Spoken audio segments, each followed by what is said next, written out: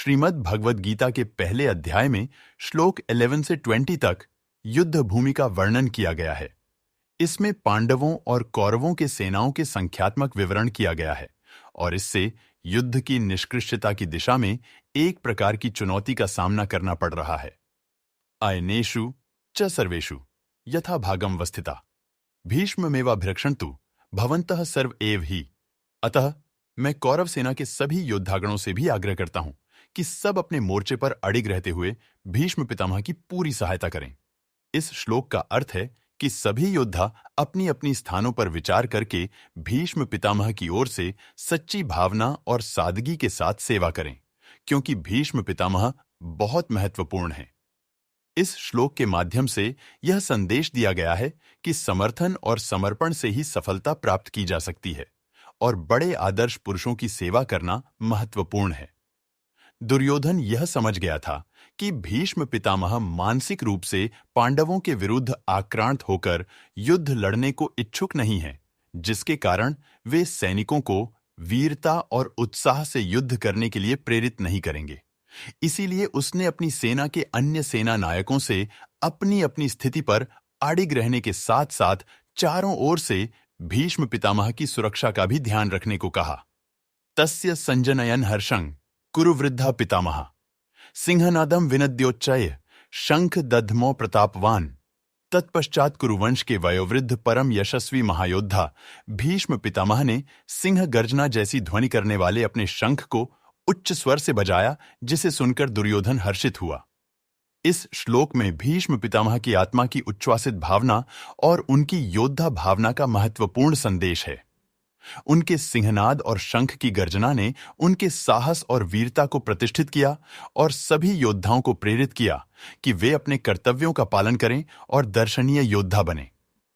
इस श्लोक का सारांश है कि योद्धाओं को अपने आदर्शों और गुणों के साथ कर्तव्य का पालन करने की महत्वपूर्ण आवश्यकता होती है और उन्हें अपने प्रताप और वीरता के साथ कार्रवाई करनी चाहिए। भीष्म पितामह की भावना और साहस का सबक सभी को एक महान योद्धा के रूप में प्रेरित करता है, जिससे वे अपने जीवन के महत्वपूर्ण पलों को मान्यता दें और मर्यादा पुरुष के रूप में बढ़ें। तथा शंखाश्च भैर्यश्च पणवानक गोमुखा सहसैवाभ्यन्यन्त शब्दस्तु मूलो भवत्। इसके पश्चात शंख, नगाड़े, बिगुल, तुरही तथा सींग अचानक एक साथ बजने लगे। उनका संवेद स्वर अत्यंत भयंकर था।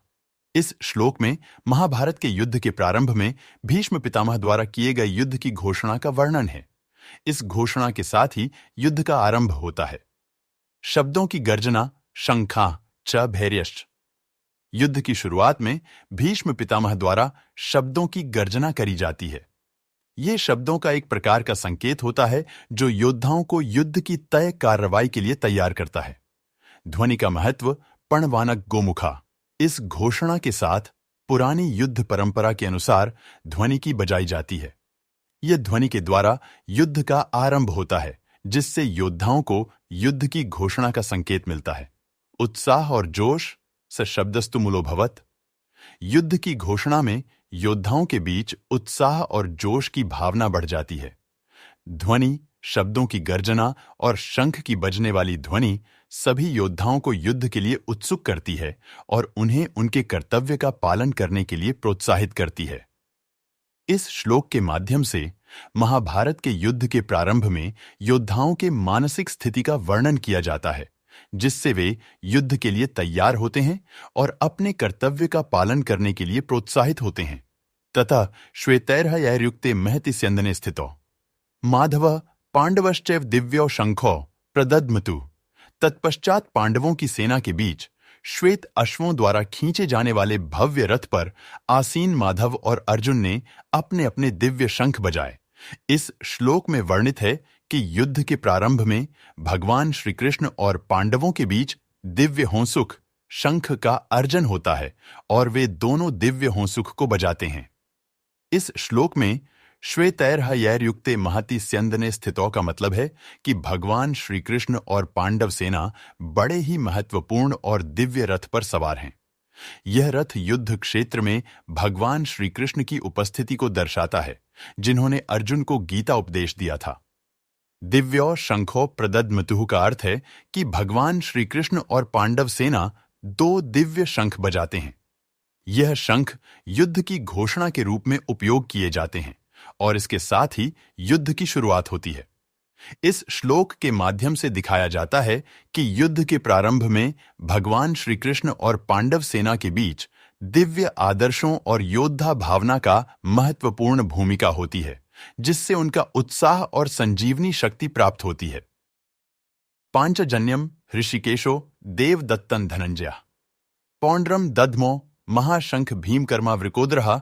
ऋषिकेश भगवान कृष्ण ने अपना पांचजन्य शंख बजाया। अर्जुन ने देवदत्त शंख तथा अतिभोजी एवं अति दुष्कर कार्य करने वाले भीम ने पौंडु नामक भीषण शंख बजाया। इस श्लोक में श्री कृष्ण के लिए ऋषिकेश शब्द का प्रयोग किया गया है, जिसका अर्थ मन और इंद्रियों का स्वामी है। श्री कृष्ण स्वयं अपनी और समस्त प्राणियों के मन और इंद्रियों के परम स्वामी हैं।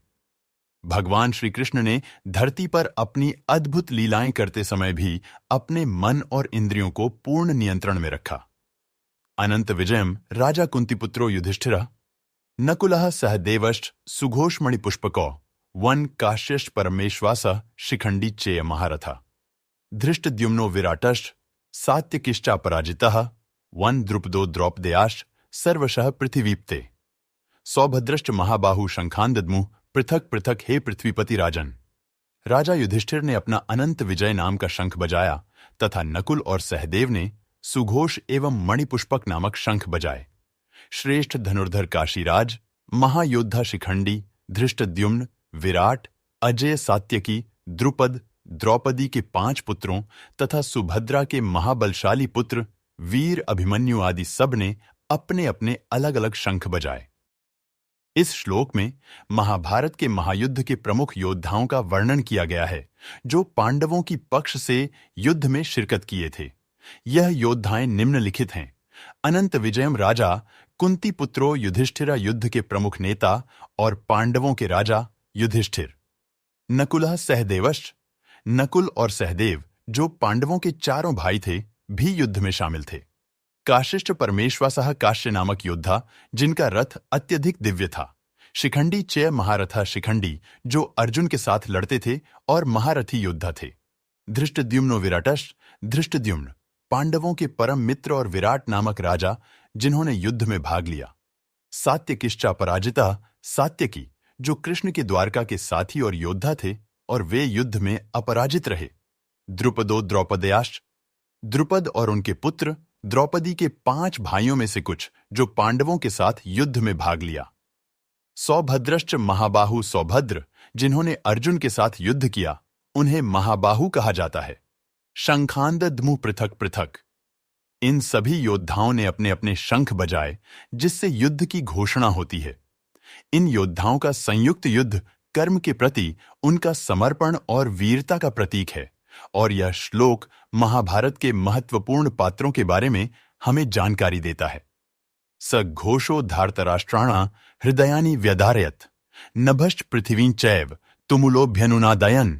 हे धृतराष्ट्र, इन शंखों से उत्पन्न ध्वनि द्वारा आकाश और धरती के बीच हुई गर्जना ने आपके पुत्रों के हृदयों को विदीर्ण कर दिया। आपके पुत्रों के हृदयों को विदीर्ण कर दिया। पांडव सेना द्वारा बजाए गए विविध प्रकार के शंखों से उत्पन्न भयंकर ध्वनि से कौरव सेना के सैनिकों के हृदय विदीर्ण हो गए, जबकि कौरवों की सेना ने जब शंखनाद किया था तब पांडवों की सेना पर इसका कोई प्रतिकूल प्रभाव नहीं पड़ा, क्योंकि पांडवों को भगवान श्री कृष्ण का आश्रय प्राप्त था। इसीलिए उन्हें अपनी सुरक्षा का पूरा भरोसा था। दूसरी ओर कौरवों को केवल अपनी स्वयं की शक्ति और सामर्थ्य पर भरोसा था और अपने अत्याचारों के अपराध बोध की कसक से उनके भीतर पराजित होने का भय व्याप्त हो गया था। अथ व्यवस्थितान् दृष्ट्वा धार्तराष्ट्रान् कपिध्वजः प्रवृत्ते शस्त्र संपाते धनुरुद्यम्य पांडवः हृषिकेशं तथा वाक्यमिदमाह महीपते।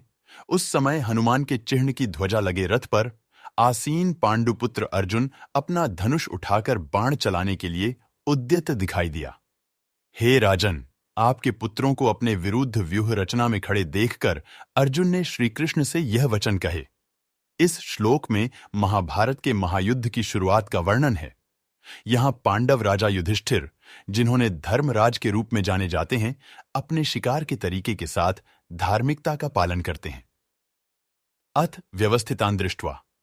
इस श्लोक में पांडव राजा युधिष्ठिर कहां जाते हैं, वह सुख शांति से आयोजित किए गए युद्ध के पूर्व प्रक्रिया और योजनाओं को देखकर ध्यान से देखते हैं।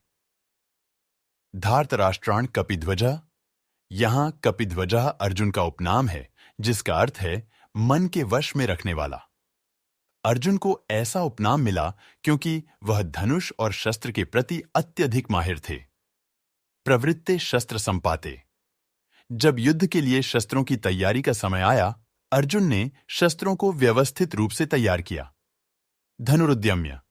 यहां दिखाया जा रहा है कि अर्जुन ने धनुरुद्यम्य अर्थात धनुष उठाया, जिससे युद्ध के लिए तैयार रहे। हृषिकेशम तथा वाक्यमिदमः महीपते। यदि वाक्य हृषिकेशम का अर्थ है कृष्ण, तो यहां दिखाया जा रहा है कि अर्जुन ने श्री कृष्ण से सलाह ली और उन्हें युद्ध के लिए तैयार होने की बात कही। इस श्लोक में पांडव योद्धा अर्जुन ने युद्ध की तैयारी की और युद्ध के प्रारंभ से पहले धार्मिकता का पालन किया और उन्होंने श्री कृष्ण से सलाह ली।